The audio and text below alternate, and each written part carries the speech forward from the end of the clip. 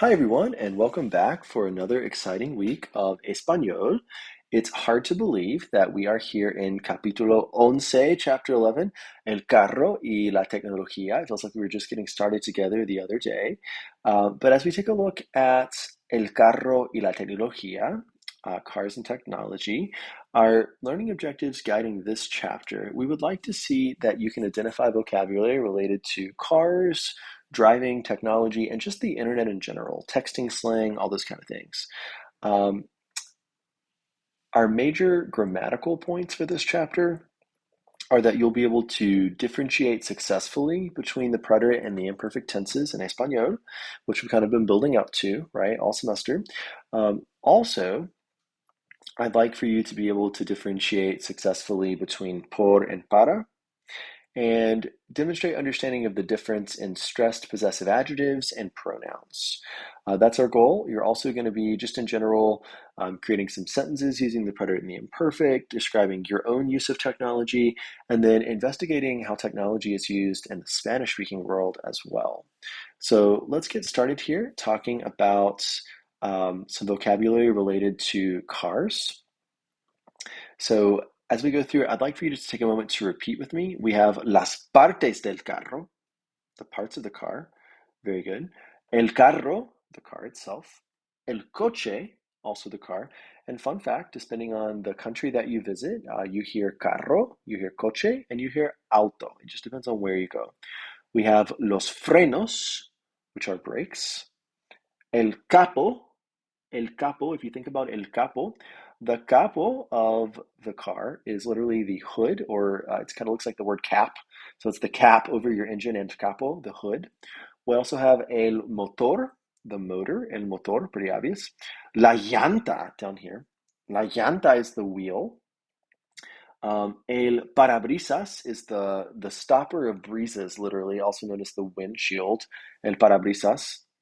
Um, we have el volante. El volante is the steering wheel, el volante. And then el baúl. And el baúl is the trunk, el baúl. Okay. Also over here, we have a picture of a semáforo. This happens to be a semáforo rojo, a traffic light. And this one is rojo. Over on the right, you see en la calle. So if you'll just repeat with me, la calle. La calle is the street. We also have el camino. El camino is the route. El garaje. El garaje refers to the garage. This could be a garage in your house, or it could be like a repair shop for a mechanic. La gasolina is gas. La gasolinera is the gas station. El kilómetro, a kilometer, which is used in most countries other than the US, whereas we use miles, they use kilometers. El mecánico, or la mecánica for a female mechanic. La milla, the mile. La multa, is a ticket, like a speeding ticket. La multa de tanta velocidad. El policía is a policeman, or la mujer policía, a female policewoman. So, policía, el o la. La policía in general refers to the police force, which is why we have the word la mujer policía, a police officer who is female. El taller mecánico is another word for the mechanic's repair shop, and that's usually how I've heard it used. I usually hear garaje talking about like a garage in your house, and a taller talking about like mechanic's repair shop. We have el tráfico, the traffic, and la velocidad máxima, the maximum speed, also known as your speed limit. Some other things that we see, and I'll go full screen so you have a better view. We have the verb arrancar. Arrancar means to start. Like, estoy tratando de arrancar mi carro. Trying to start the car. Arrancar. We have arreglar, which is to fix, to repair, or to arrange. Bajar, to go down. Bajarse, which is to get off or get out of a vehicle. So bajarse de un vehículo. Chocar con is to literally like to collide with, to crash or run into. Conducir, to drive. Estacionar, to park. Llenar el tanque, to fill up the tank. Manejar, to drive. Parar, to stop. Revisar el aceite, literally to revise the oil or to check the oil. Revisar el aceite. Subir, to go up. Subirse is to get into. And you see a picture here of Ivan Dario Hernandez Ramirez, and this is his licencia de conducir, his permission to drive, his license of driving. Some other adjectives you will see in this chapter are descompuesto, like not working, out of order, lento, slow, and lleno, full, like el tanque está lleno, the tank is full. Um, Moving on to the internet and technology portion of this chapter, we see some fun words related to the cyber world. So over on the left, we have el archivo, an archive or a file. La computadora portátil, a portable computer, also known as a laptop. La conexión inalámbrica, the wireless connection or wireless internet. El internet, pretty obvious on that one, internet. La página principal, the main page, also known as the home page. El programa de computación, the software program. La red, the network or the web, literally. El sitio web, a website. And la tableta, a tablet, la tableta. Some verbs that you may use commonly in this chapter are cargar, to charge. It can also mean to upload in some context. Chatear, my favorite, to chat.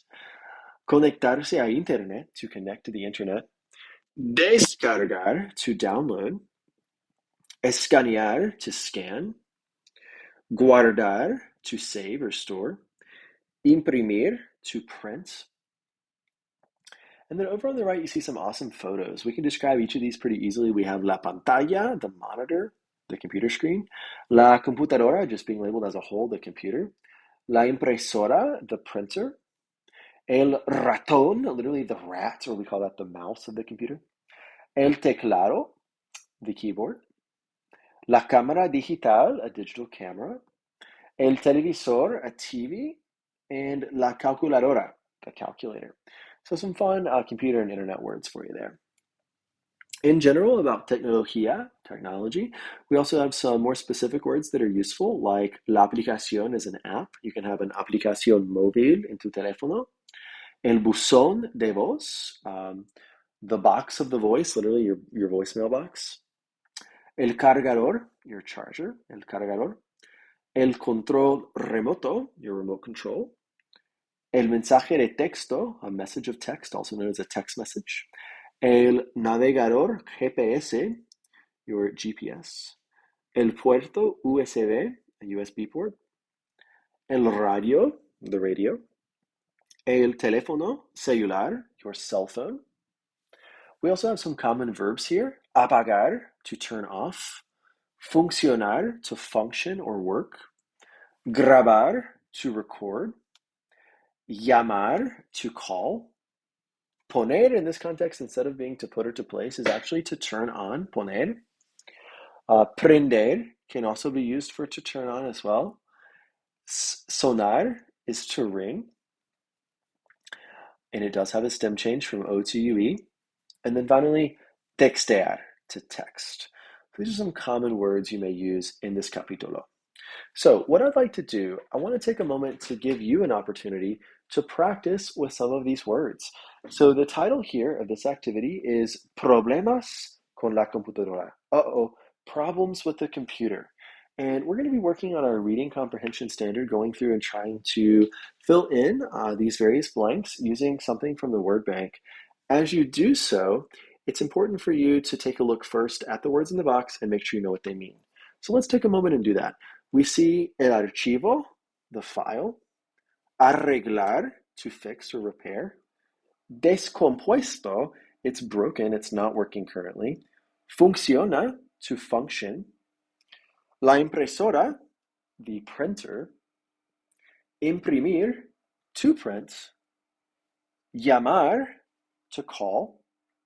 Llenar, to fill. La pantalla, the screen. Prendiste, to you turned it on. Prendiste. El ratón, the mouse. And el teléfono celular, the cell phone. So as we go through, we see Juan Carlos is speaking to Mariana, and Juan Carlos says, Mariana, la computadora no blank. Mariana, the computer isn't blinking. The computer isn't working. La computadora no funciona. It's not functioning, not working. No veo nada en blank. Oh gosh, Mariana, I don't see anything on the blank. I don't see anything on the screen. And you see a picture of him kind of looking there. No veo nada en la pantalla, on the screen. And Mariana asks, well, pues la blank. Well, did you blank it? Did you turn it on? ¿La prendiste? All right, so just giving you a chance to use your vocab words here in context. I want you to take a moment and try to answer the rest of these and see how you do. When you're ready, you can unpause. All right, let's check it out. So Juan Carlos says, ah, sí, tienes razón. Oh, yeah, you're right. No estaba prendida. It wasn't on. Mariana, ahora no puedo conectarme a internet.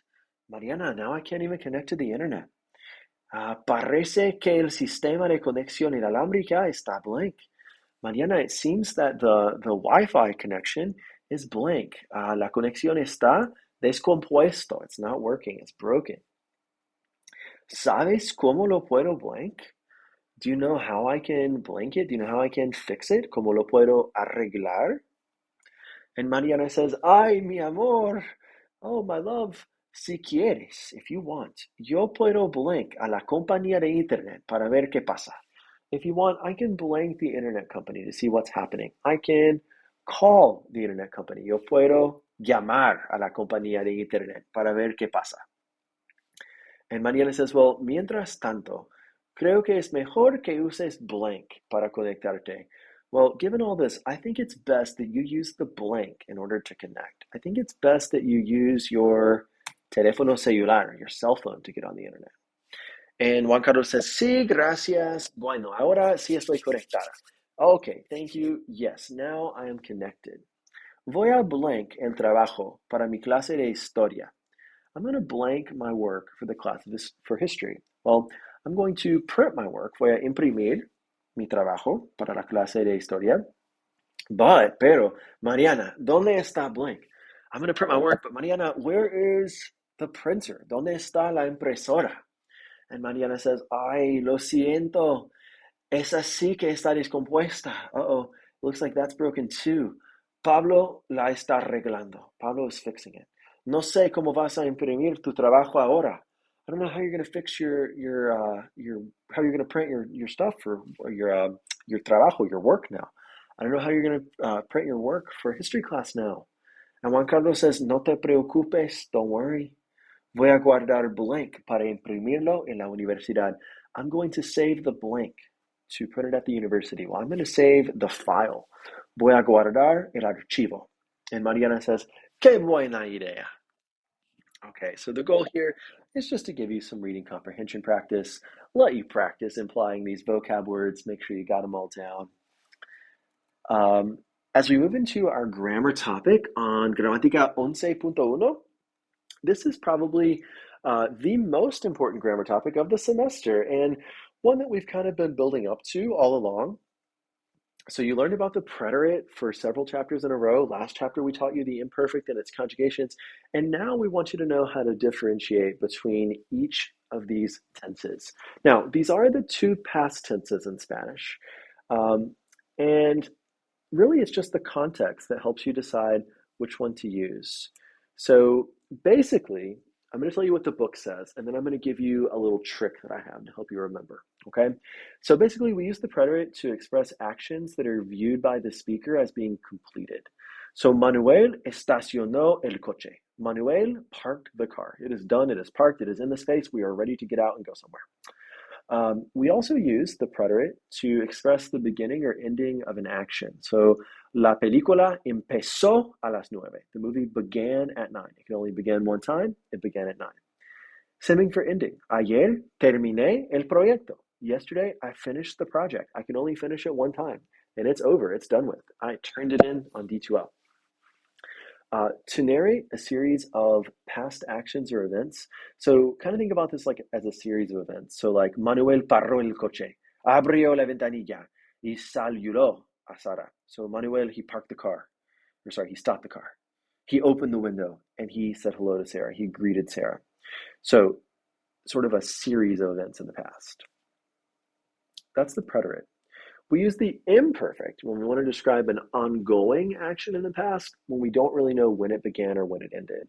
So, for example, Manuel conducía muy rápido en Madrid.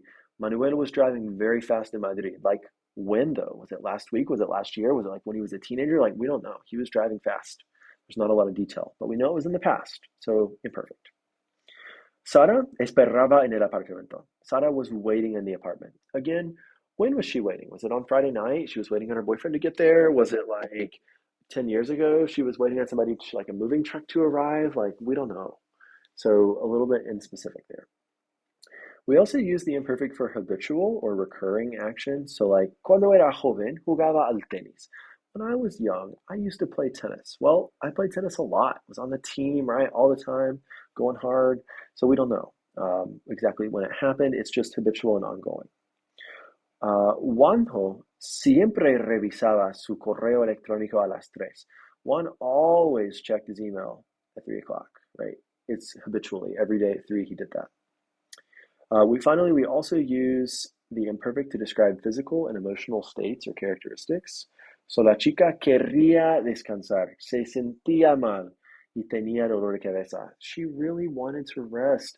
That's her feeling, her emotion. She felt ill, se sentía mal y tenía dolor de cabeza, and she had a headache.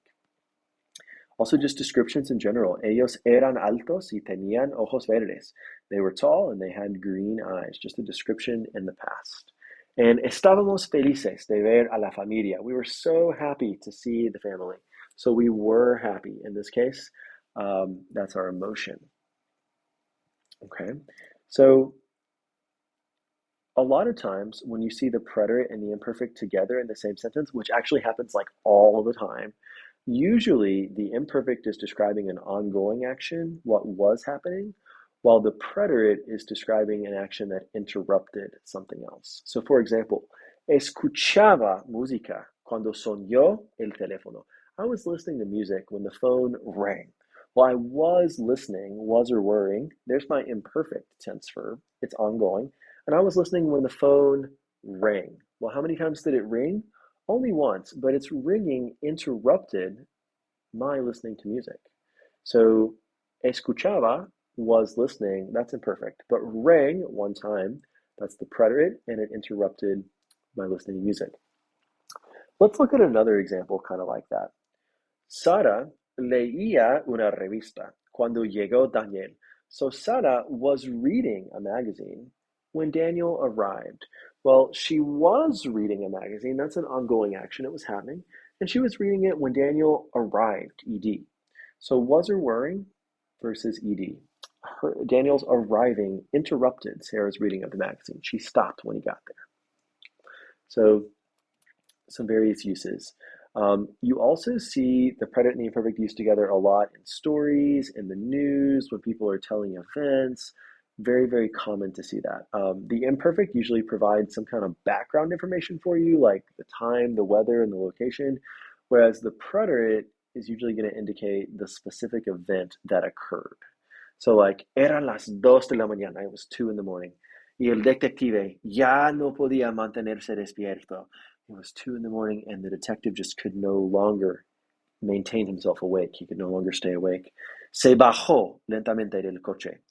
He slowly stepped out of the car. Estiró las piernas. He stretched his legs. Y levantó los brazos hacia el cielo oscuro. And he raised his arms up towards the dark sky. So you can see the actions that are completed. He got out of the car once. He stretched his leg once. And he raised his arms once. Right? But it was 2 o'clock in the morning. That's a description. Background information, that's imperfect. Another example, la luna estaba llena. The moon was full.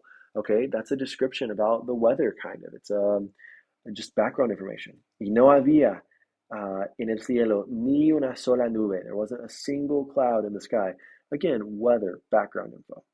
But then, de repente, all of a sudden, which is a preterite trigger word, el detective escuchó un grito.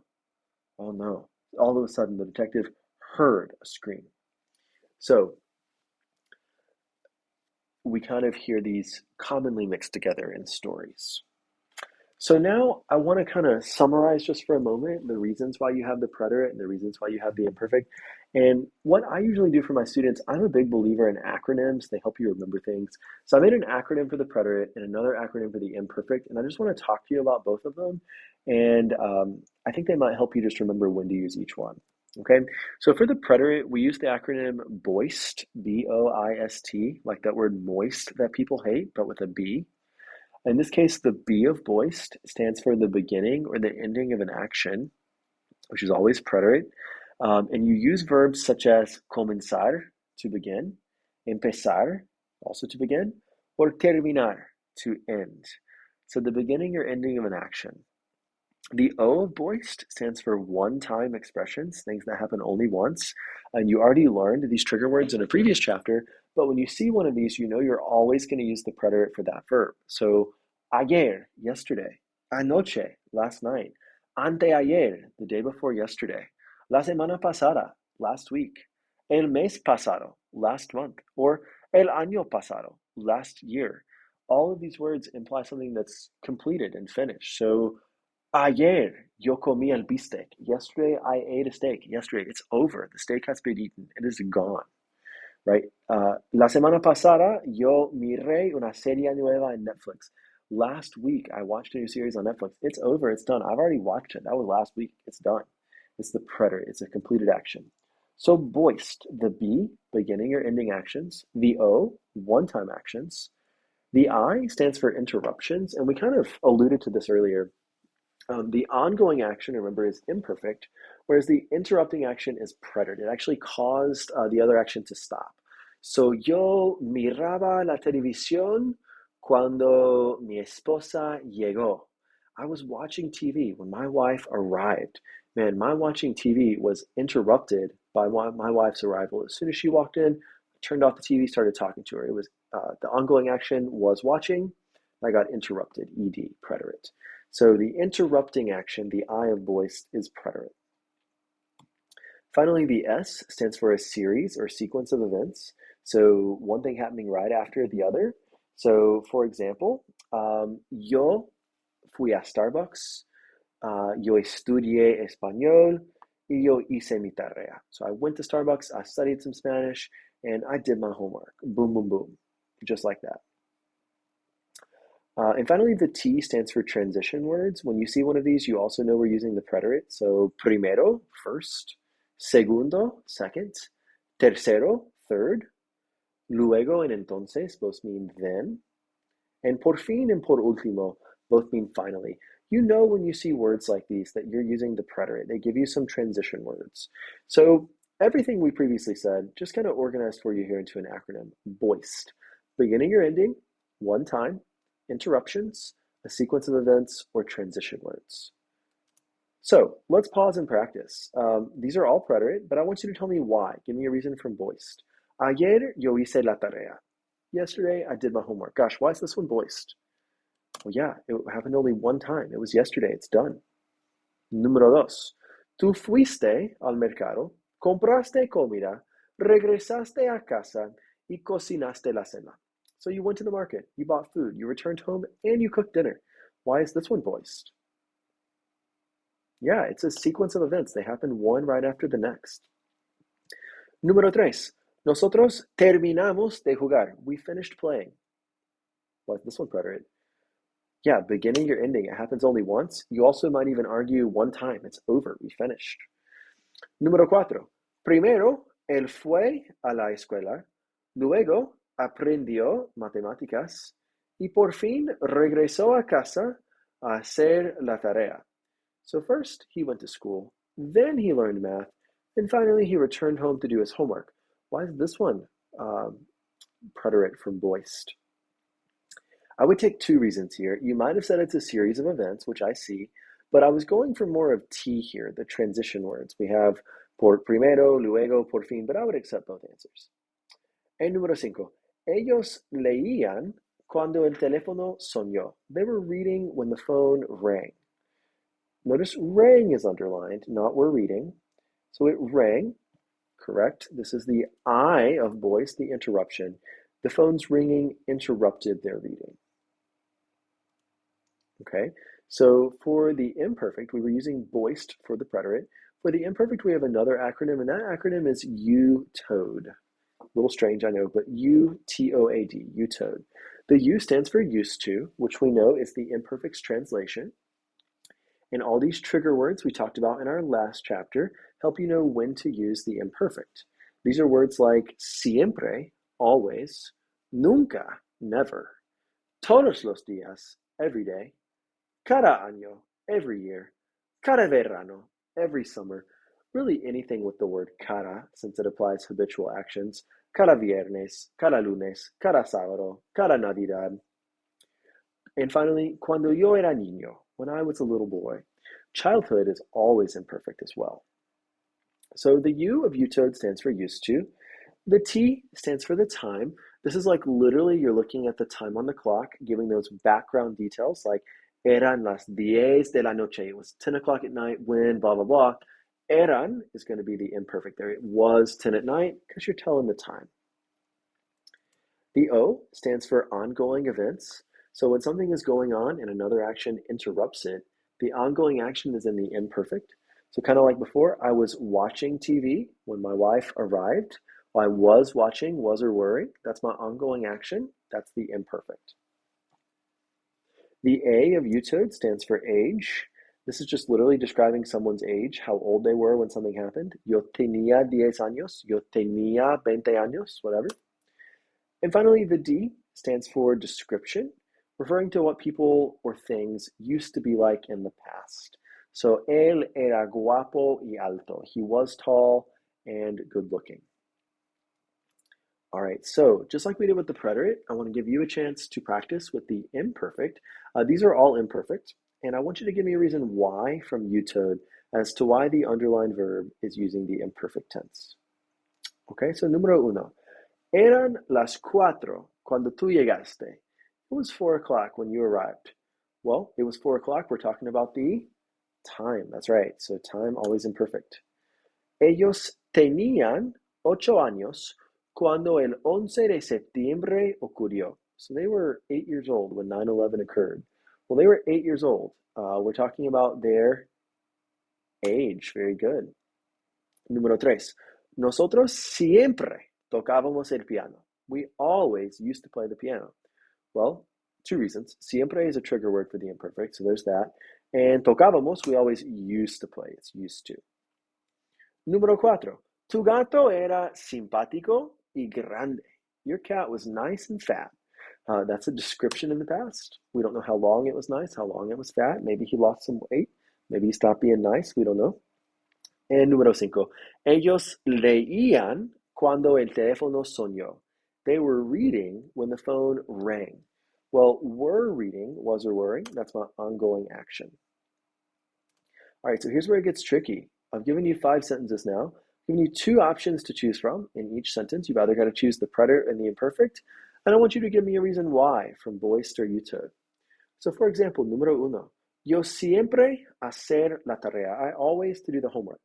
Well, I always used to do my homework. Yo siempre, we should choose hacía, and in this case, because it's used to. I want you to pause your audio. Please give numbers 2 through 5 a quick try, and then let's come back together and see how you're doing. All right, número 2. Yo hacer la tarea anoche. I to do the homework last night. Well, last night, very specific time. I did the homework last night. It's a one-time thing. It's over. It's done with. It's a completed action. We know we should be using the preterite, hice, and it's because it's one time. Yo hice la tarea anoche. Número 3. Tú escuchar música cuando Paco llamó. So you to listen to music when Paco called. So you were listening to music when Paco called. Well, you were listening when he called. His calling interrupted your listening. Your listening was the ongoing action. You were listening. So we should be using the imperfect, and we should say that tú escuchabas la música cuando Paco llamó. Número 4. Tomás tener 5 años cuando el accidente ocurrió. So Tomás was 5 years old when the accident occurred. So he was 5, talking about his age. So Tomás tenía 5 años cuando el accidente ocurrió. And last one, número cinco. Ellos empezar la tarea. They began the homework. Well, you can only begin something one time. So we know we're using the preterite. And ellos empezaron la tarea. They began. Because beginning or ending.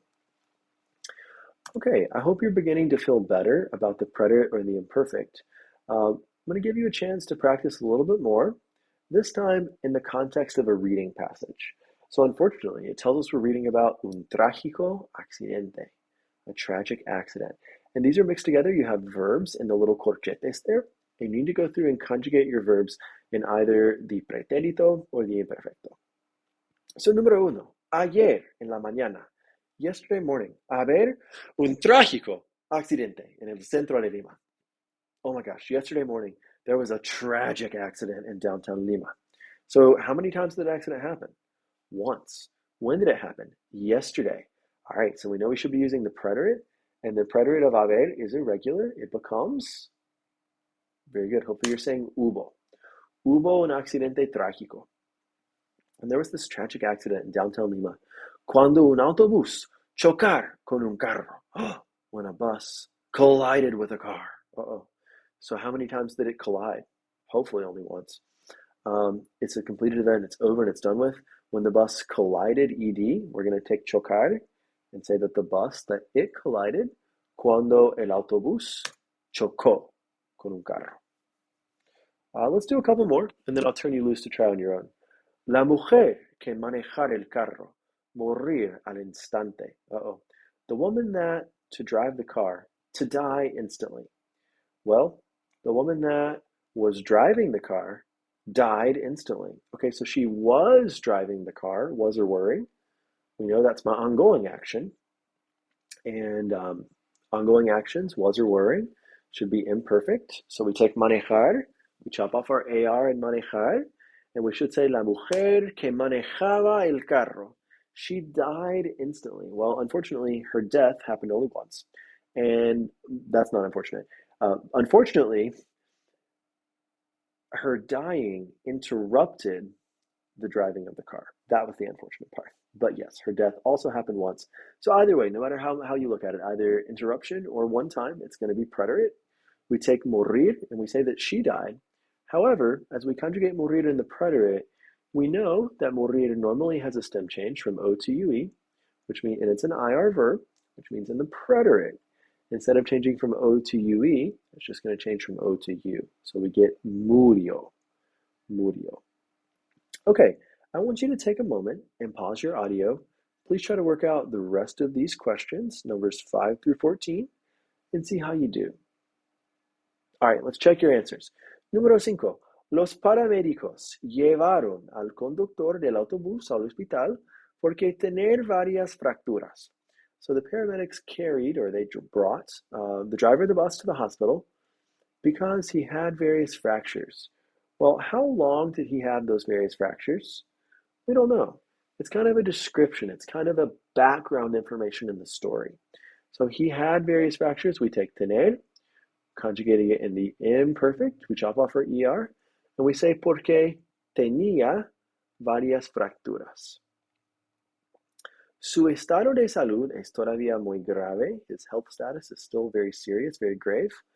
El conductor del autobús decir que no ver el carro hasta el último momento porque haber mucha niebla y llover. There's a lot of blanks there, but the driver of the bus, decir que, he said that, no ver el carro, he didn't see the car, hasta el último momento, up until the last moment, porque haber mucha niebla, because there was a lot of snow, y llover, and it was raining. Okay, so he said that. How many times did he say this? Well, he only said it once, he told us, so we know it's preterite, should be dijo. And he said that he didn't see the car. Well, there was a wreck, how many times could he not see it? Only once, so preterite again, and this is an irregular preterite from our verbos cortos. No vio el carro. He didn't see the car until the last minute because there was a lot of snow. Well, how long was there a lot of snow? We don't really know how long it was snowing. And also, snow is considered to be part of the weather. Weather is always imperfect. So, porque había mucha niebla, and also because it was raining. Well, was or wearing, imperfect again, also weather. Jump off our ER, we should say porque llovía, because it was raining. Finally, el intentar dar un viaje brusco, pero perder el control del autobús y no poder evitar el accidente. So he tried to take a big swerve, but he lost control of the bus and he wasn't able to avoid the accident. So he tried. How many times did he try? One time. So we take intentar in the preterite. He only tried once. Él intentó dar un viaje brusco. He tried to take a big swerve, but he lost control of the bus. How many times did he lose control of the bus? It happened one time. Perdió el control del autobús, and he wasn't able to avoid the accident. Be very careful here. No pudo. He was not able. He failed to avoid the accident. Remember the meaning change of poder in the preterite. No pudo evitar el accidente. And finally, según nos informaron, according to how they informed us, no lastimarse ninguno de los pasajeros que viajaron en el autobús. So according to the news we received, not a single one of the passengers was injured that were traveling in the bus. So they were not injured. It did not happen. Preterite, it's over and done with. No se lastimó ninguno de los pasajeros. Not a single one of them was injured. Of those passengers that were traveling, was or wearing, we take viajar, que viajaban en el autobús. All right, so I know this is a lot of information. I think if you take your time, take it one step at a time, read each sentence, really think about it, decide is it preterite, is it imperfect, is it voiced, is it U-tone? It should help you determine which one to use. Okay, gramática 11.2. In this section, we are discussing por and para. These are not terribly difficult, and you have a 50-50% chance. Both por and para mean for, but they're not interchangeable. Por is generally used in regards to like motion or just location in general. And in this case, we translate it as like around or through, along or by those motions. An example would be that la excursión nos llevó por el centro. The excursion, the tour took us through the downtown area, through. Pasamos por el parque y por el río.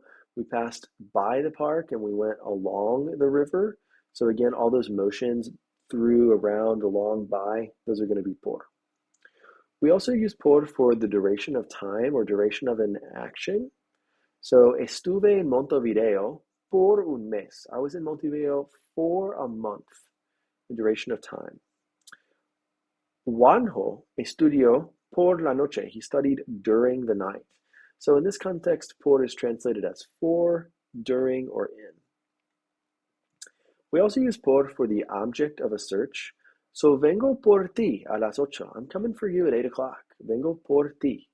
So you are the object of my search. I'm going to be coming to your house to get you at 8.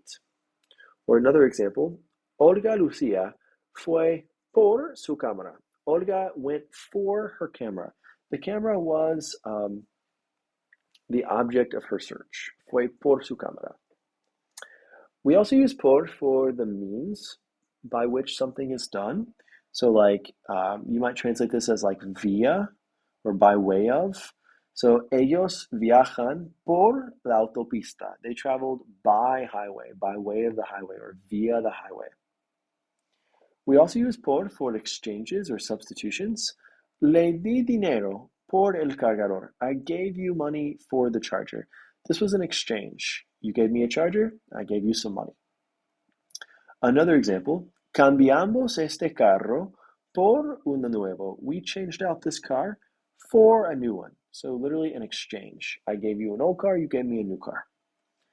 And finally, a unit of measure. In this case, we usually translate it as per or by. So Manuel manejaba a 55 kilómetros por hora. So he was driving 55 kilometers per hour. You could use this talking about gas, por galón, per gallon.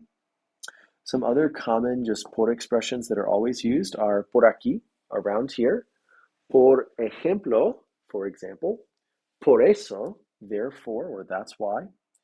Por fin, finally.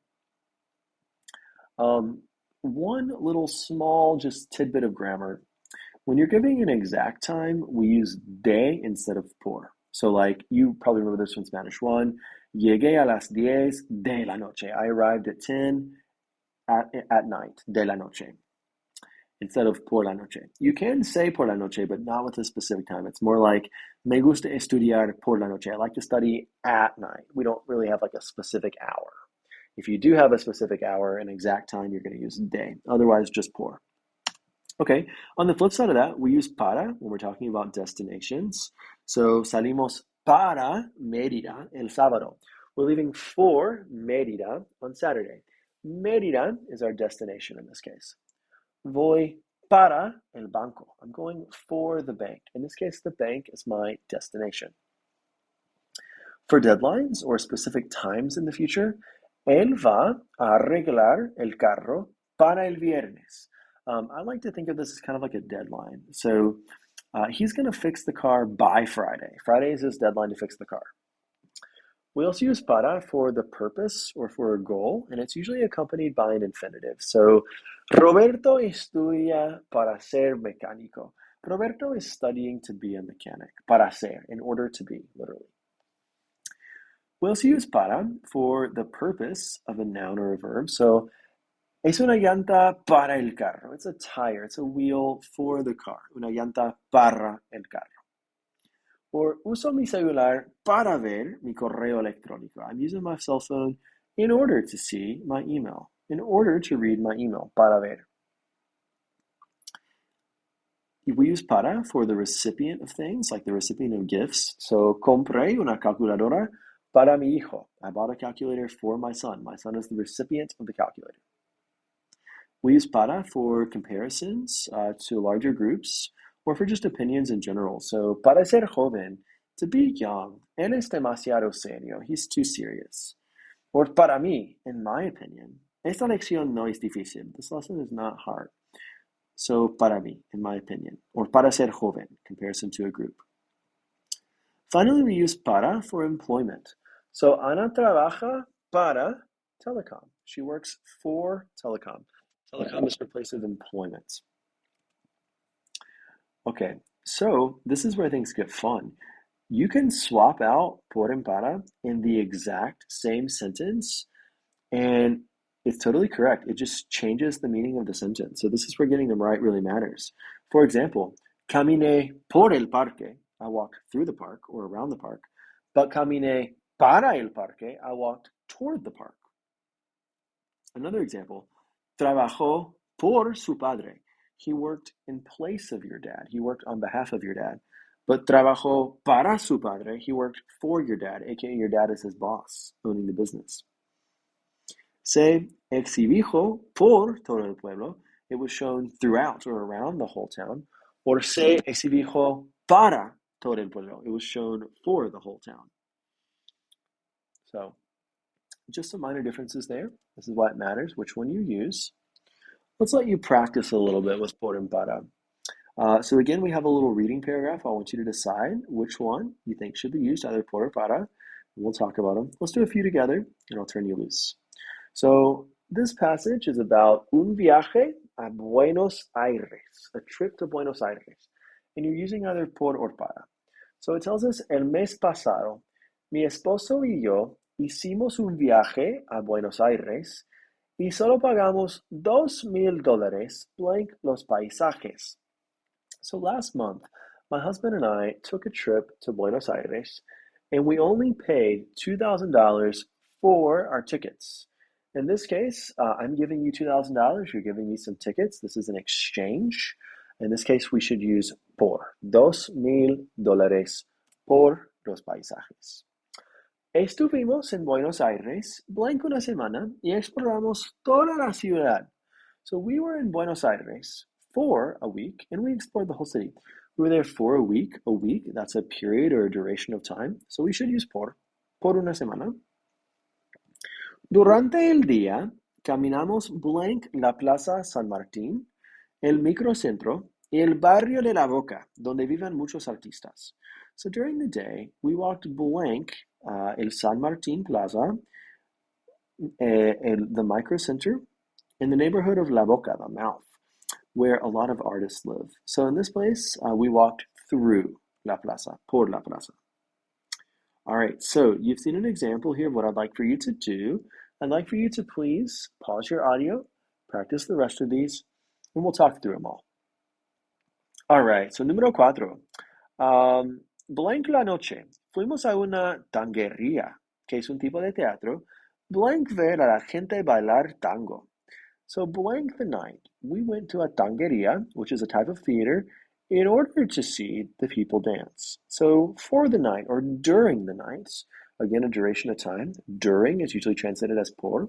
So por la noche, fuimos a una tangueria, que es un tipo de teatro, and we went there in order to see the people dance the tango.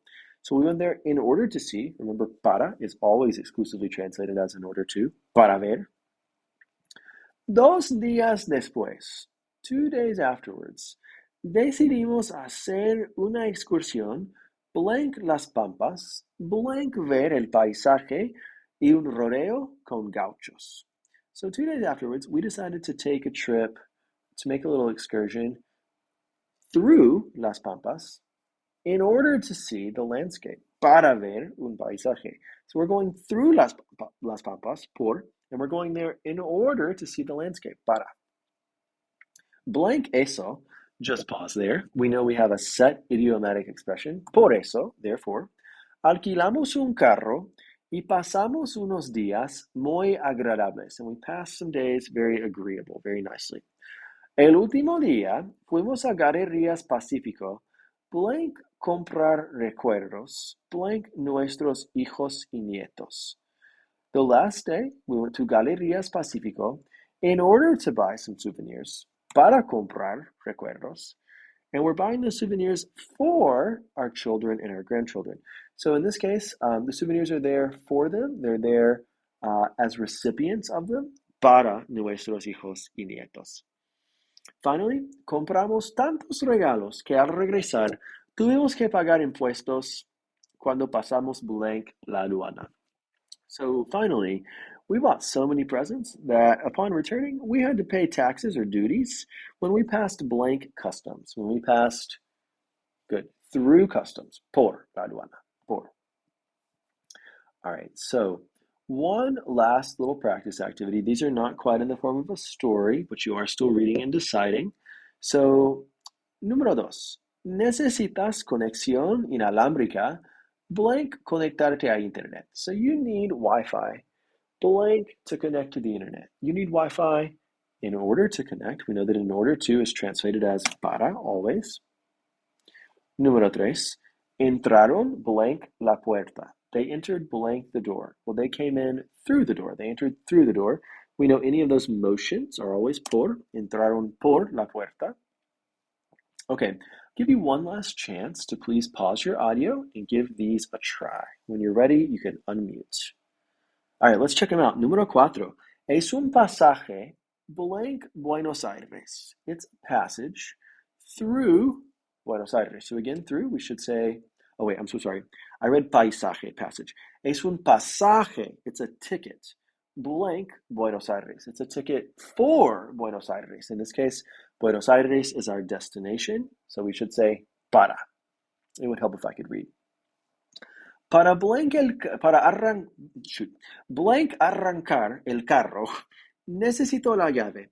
So blank to start the car. I need the key. I already gave away the answer here, but in order to start the car, we should use para. Also, just a little hint, I didn't want to tell you this at first. Generally speaking, not always, but if you have an infinitive following the blank, it is like 99.99999% of the time going to be para. So if you ever get stuck, that might help you. Número seis. Arreglé el televisor blank ti. So I fixed the TV blank you. I fixed it for you, para ti. Número siete. Estuvieron nerviosos blank el examen. They were nervous blank the exam. Well, they were nervous for the exam, por el examen. And finally, número ocho. Hay una gasolinera blank aquí. Is there a gas station around here? We know this is one of those set idiomatic expressions. It should be por aquí. Por. All right, amigos. Our very, very last grammar topic of capítulo once is 11.3, titled Stressed Possessive Adjectives and Pronouns. And we have two types of possessive adjectives in Spanish. We have the unstressed ones, or the short ones that you learned back in Spanish 1, like mi, tu, su, nuestro, vuestro, and su. So my, your, his or her, our, and their, those unstressed or short ones. And here we also have the second type, the stressed ones, also known as the long forms. And that's what we're learning about here in this particular chapter. Really, you just use these stressed pronouns and adjectives whenever you really want to show emphasis to indicate that something is like really yours. So we're going to start with the possessive adjectives and then we'll move into the possessive pronouns in just a second. They're really not that different. So starting with your stressed possessive adjectives, if you want to say something is mine, we say it's mío or mía. Or of course, it can be plural as well. Míos or mías. Something is yours, we say it's tuyo, or it can be feminine, tuya, or plural, tuyos, tuyas. If it's of his or of hers, it belongs to him or her, it's suyo, suya, suyos, suyas. That also works for you formal as well. If it's ours, it becomes nuestro, nuestra, nuestros, and nuestras. If it's yours in Spain, it becomes vuestro, vuestra, vuestros, and vuestras. And if it's theirs or yours, it becomes again suyo, suya, suyos, suyas. So I'll show you an example of how these appear in real life. Again, they communicate the exact same thing as the unstressed or the simple, the short possessive adjective. But so, for example, just like how your normal, unstressed possessive adjectives had to agree in gender and number, these also have to agree in gender and number. So we have mi impresora, my printer. It agrees with impresora, which was singular and feminine, so it's me. In this case, whenever we talk about the printer of mine, la impresora mía, it's like really providing a lot of extra emphasis. This is my printer, la impresora mía. Notice in this case, instead of going in front of the noun, it actually comes after, and it also has to agree in gender and number. So la impresora was singular and feminine, and it became mía. Another example, nuestros televisores, our TV sets, or los televisores nuestros. Again, you're just putting it at the end, and then it's also agreeing in gender and number. So just a few more clues here. Again, I already said this, but unstressed possessive adjectives are usually placed before the noun. Son mis llaves, these are my keys, whereas the stressed ones go after. Son las llaves mías. Those are the keys of mine, literally. Son las llaves mías. One important thing to note, since this word suyo can be so versatile, it can mean it belongs to her, it belongs to him, it belongs to you formal, it belongs to them, or it belongs to you all. Since it is so versatile, a lot of times we will include at the end, instead of suyo, we just specify de él. So el teclado de él, it's the keyboard of him, or it's his keyboard. Es el teclado de usted, it's your formal keyboard. Es el teclado de ellos, it's their keyboard, or just somebody's name. Es el teclado de Ramón. Instead of going with suyo, since there are so many different meanings, sometimes it's easier just to insert the noun or the subject there. One also important thing with the stressed possessive adjectives, the long ones where they come after, you always have to have something in front. So like before, it was just mis llaves. There was nothing else in front, just mis llaves. But when I made it las llaves mías, I had to insert a definite article, las llaves. So there's always going to be a definite article, el, la, los, or las, or an indefinite article, un, una, unos, unas, or a demonstrative adjective, este, esta, estos, esas, one of those, accompanying this stressed possessive pronoun. So just keep that in mind as you're thinking about these. They are a little bit longer. So like unos discos tuyos, some disc of yours, or los discos tuyos, the disc of yours, or estos discos tuyos, these discs of yours. So they are a little bit longer. They take a lot more work than the simple form. Some more examples.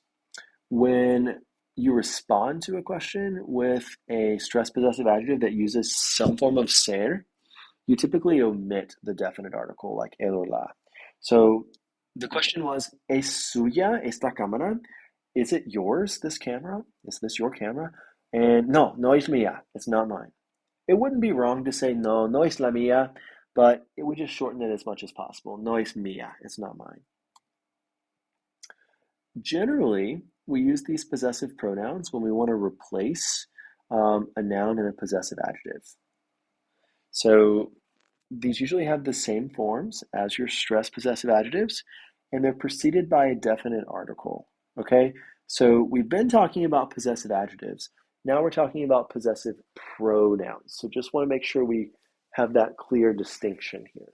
Okay, so again, the difference here is that possessive pronouns, they totally replace the noun and the adjective. They look identical, but they replace the noun and the adjective, and they usually have a definite article always included. So let me show you an example. These also agree in gender and number just like the others. But for example, we're reading from left to right here. It tells us that aquí está mi coche. Here is my car.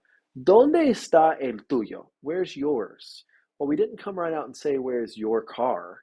If we had, that would have been a possessive adjective. But by making it a pronoun, we just don't restate the word car. We just say el tuyo.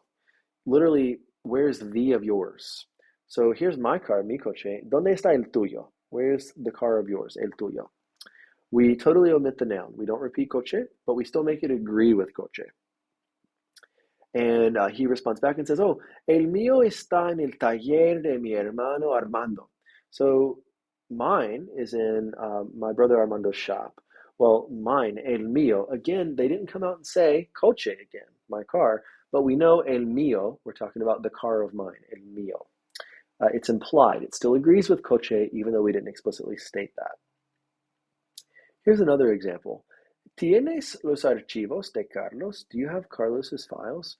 No, pero tengo los nuestros. No, but I have the ours. Literally is what that says. We're referring back to the files. So I don't have Carlos's files, but I have the files that are ours, los nuestros. Okay, I want to give you a chance to practice doing these as possessive adjectives, again, when they have the noun included, and also as possessive pronouns when there's not the noun included, just the definite article, and then the pronoun. So let's let you check these out. In number one, I said su navegador GPS, his GPS, and we shortened it to the GPS of him, el navegador GPS suyo, or just el suyo. I really like the pronombres because they are shorter, but obviously they require some context. Número dos gives us mi televisor, my television set. So we could shorten it, the television set of mine, el televisor mío, or just in the pronombre form, el mío. So you kind of see how these work. Let's try another one. Nuestras tabletas, our tablets.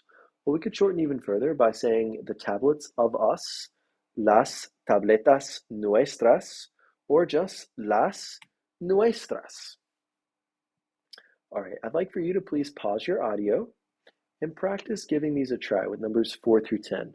When you're finished, you can unmute and we'll come back together. Okay, amigos, número 4. We talk about tus teléfonos, your cell phones. We can shorten to say the cell phones, or I guess just the phones. It doesn't say cell phones. The phones of yours. So, los teléfonos tuyos, or just further shortening even more without the noun, los tuyos. Número 5, su pantalla, his or her screen. Well, the screen of hers. La pantalla suya, or without the noun, la suya. Número 6, mis videos, my videos, or literally the videos of mine, los videos míos, or just take out the videos, los míos. Nuestra impresora, our printer, or literally the printer of us. La impresora nuestra, or just take out the noun, la nuestra. Tu calculadora, your calculator. We could shorten to the calculator of you. La calculadora tuya, or just take out the noun, la tuya. Our car, nuestro carro. We could shorten to el carro nuestro, or just el nuestro. And finally, mi computadora, my computer. La computadora mía, or removing the noun, just la mía. Guys, overall, I hope that these videos have been helpful to you and that you are enjoying Espanol so far. As always, if you have any questions for me whatsoever, I'm always just a short email or phone call away. And I look forward to working with you, and I hope you have a great rest of your week. Gracias. Ciao.